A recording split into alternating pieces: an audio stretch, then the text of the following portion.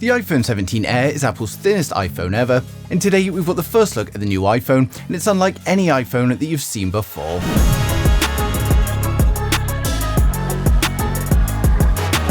So first up, before we get into the reveal, we've got some huge surprises on how the iPhone 17 Air differs from the rest of the iPhone lineup. For a start, it's incredibly slim, coming in at just 5.5mm, and then 9.5mm if you include the rear camera bump, and it's also very lightweight, coming in at 145 grams, making it much more comfortable to hold.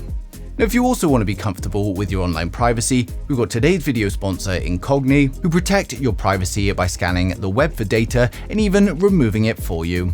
Now, data brokers are companies that gather personal information and they then sell it for profit. It includes things like your names, addresses, email addresses, social security numbers, and even court records, and unfortunately, these quite often end up in the hands of fraudulent groups or scammers. Now, Increbile offers an automated process where you just enter your personal details. It then scans all of these brokers' records for your data. Not only do they show you where it's been found, but they even put in the request and remove it for you. Now, as you can see, after inputting my data, it's instantly found 49 instances and requested the removals. Within a minute, I refreshed the page and it already successfully removed my data from 15 of these.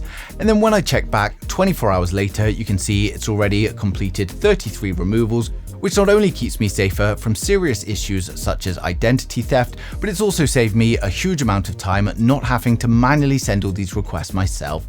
Now, if you want to protect your privacy and remove all of your own data from these lists, of course, I've placed the link down in the description below. And if you use the code TECHNOLOGYTT, you're also going to get 60% off the annual plan. So go ahead and protect your privacy today. Now back to the iPhone 17 Air, and another huge change is in the camera department. We've got a single 24-megapixel selfie camera on the front, but a new image of the screen protector show that it's the only iPhone to feature it on the left-hand side. Then over on the rear, it's a single 48-megapixel primary camera.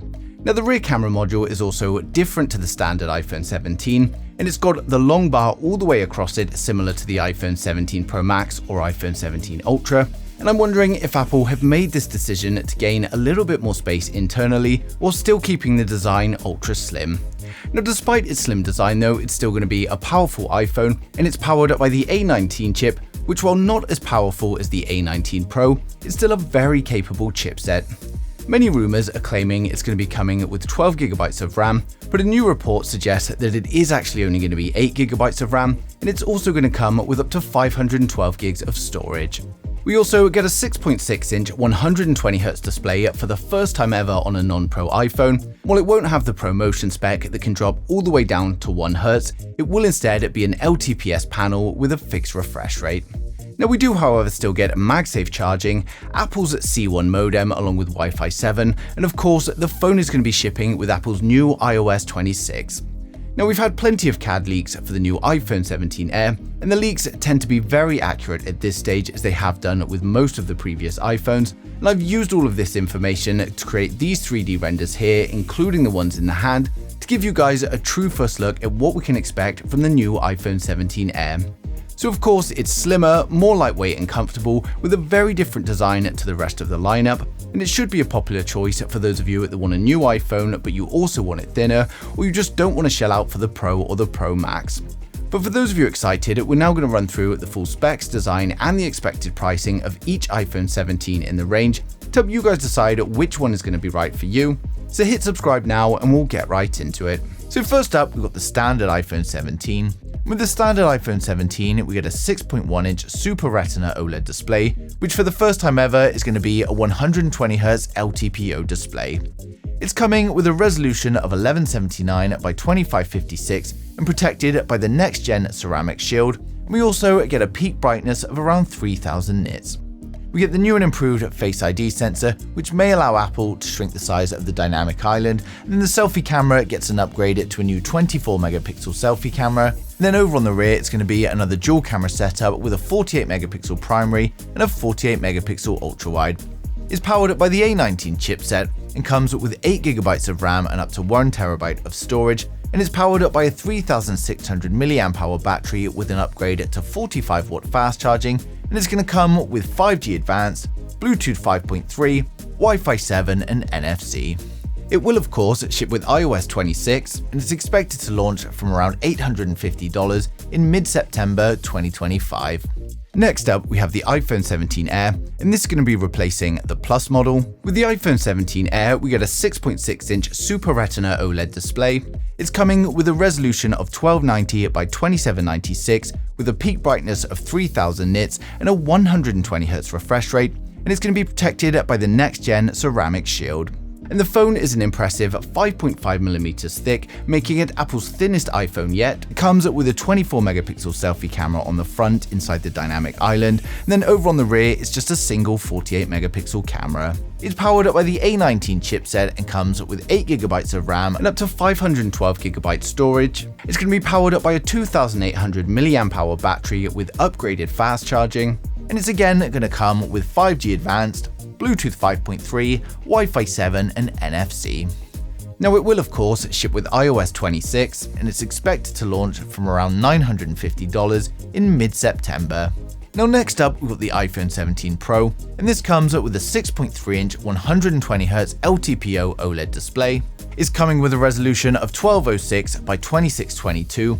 It's protected by the next-gen ceramic shield, and it's coming with a peak brightness of around 3000 nits.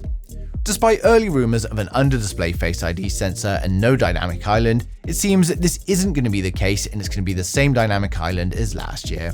Now the selfie camera is upgraded to a 24-megapixel selfie camera, then over on the rear we've got a 48-megapixel primary camera, a 48-megapixel ultrawide, a 48-megapixel periscope and of course a LiDAR scanner.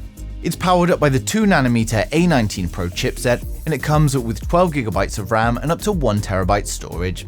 It's powered by a 3600 mAh battery with an upgraded 50W fast charge, and it also comes with advanced 5G, Bluetooth 5.3, Wi-Fi 7 and NFC. It will of course ship with iOS 26 and is expected to launch from around $1050, and again is coming in mid-September. Now finally, we save the best till last, the iPhone 17 Ultra. With the iPhone 17 Ultra, we get a 6.9-inch 120Hz LTPO OLED display. It's got a resolution of 1320 by 2868. It's protected by the next-gen ceramic shield, and it also comes with a peak brightness of around 3000 nits. Despite early rumors of an under-display Face ID sensor and no dynamic island, it seems that this isn't going to be the case and it's going to be the same dynamic island as last year.